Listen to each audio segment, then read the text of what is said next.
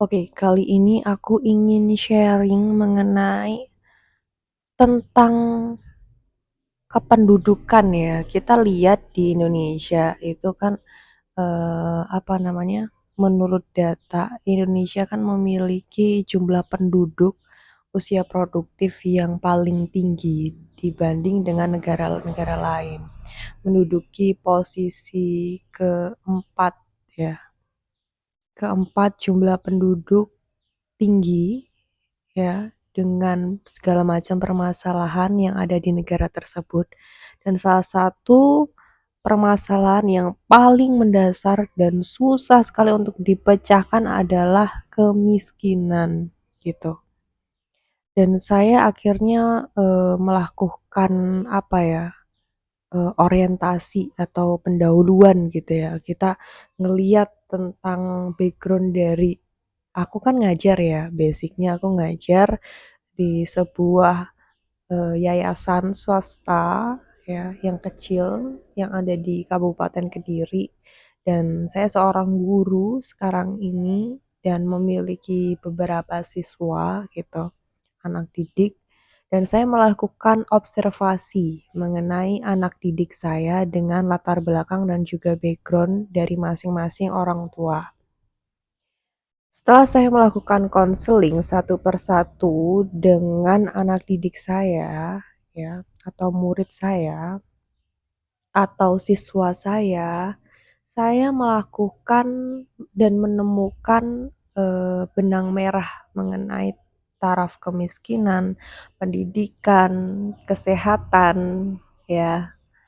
Itu benar-benar mempunyai korelasi yang cukup tinggi ya, cukup erat istilahnya, best friend gitu.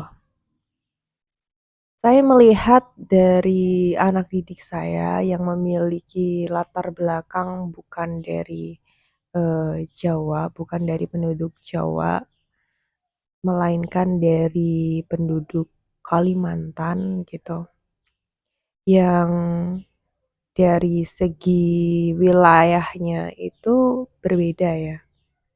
Demografinya, penyebaran penduduknya, angka mereka itu angka kelahiran dan juga angka kematian, terus kesejahteraan penduduk di sana, taraf pendidikannya di sana seperti apa, adat mereka itu seperti apa, budaya mereka itu di sana seperti apa, dan mereka baru masuk di sini di Jawa untuk melakukan apa ya, untuk mengenyam bangku pendidikan gitu, mengenyam bangku pendidikan.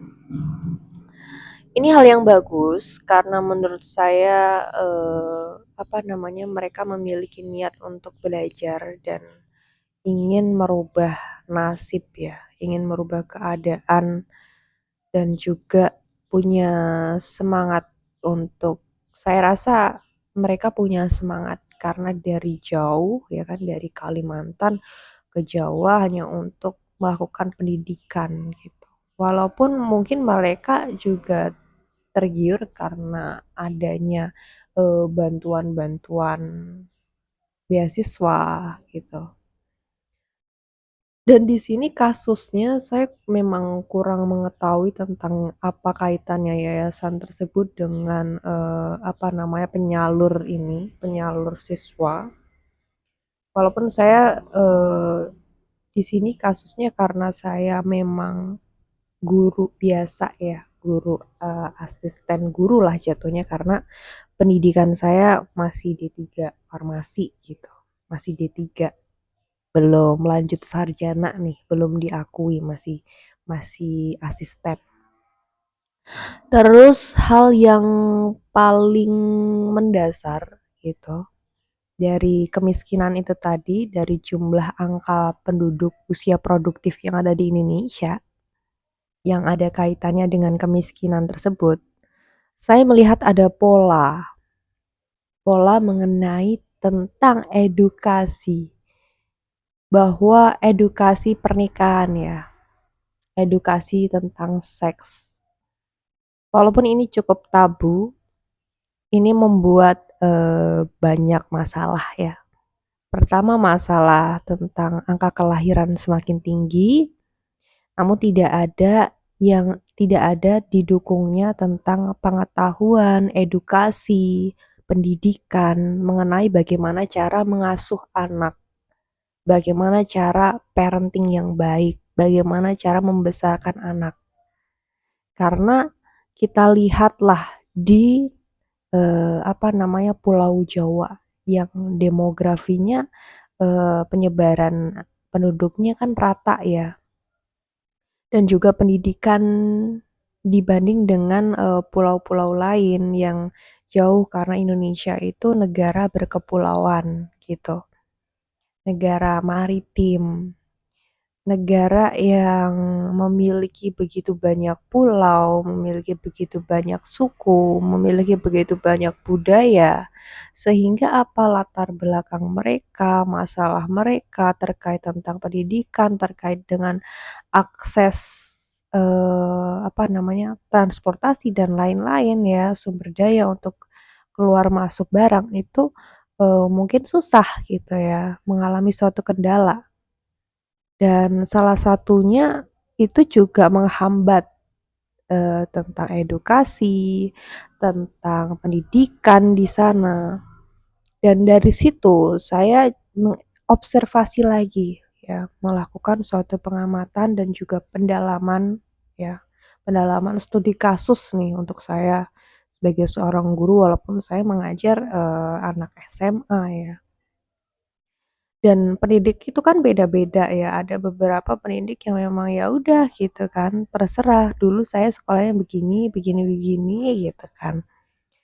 Mungkin kan ada beberapa pendidik yang memang atau pengajar yang memang menyeragamkan akan hal tersebut tanpa mau mengobservasi, masalahnya ini apa, latar belakangnya mereka, seperti ini itu apa.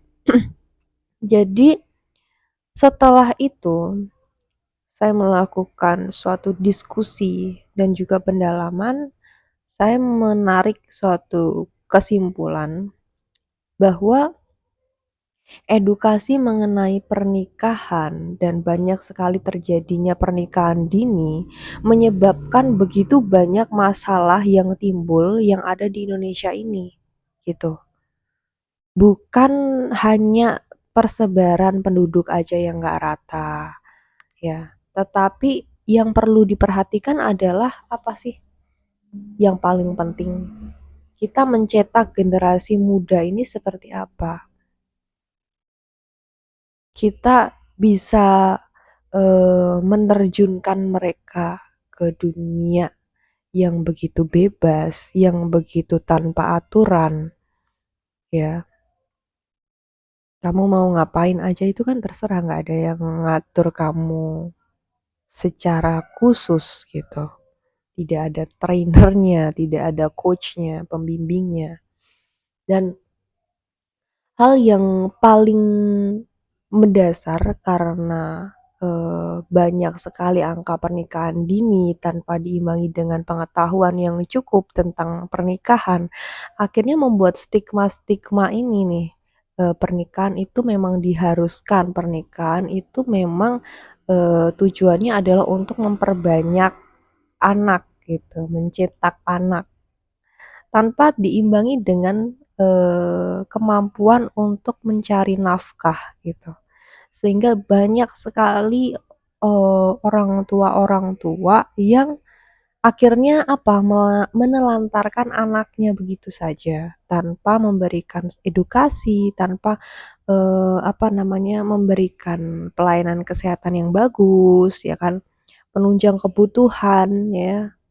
Dari sandang pangan papan, mereka tidak ada gitu. Dan itu yang menganggap bahwa saya tidak dianggap, saya tidak ada yang peduli dengan saya.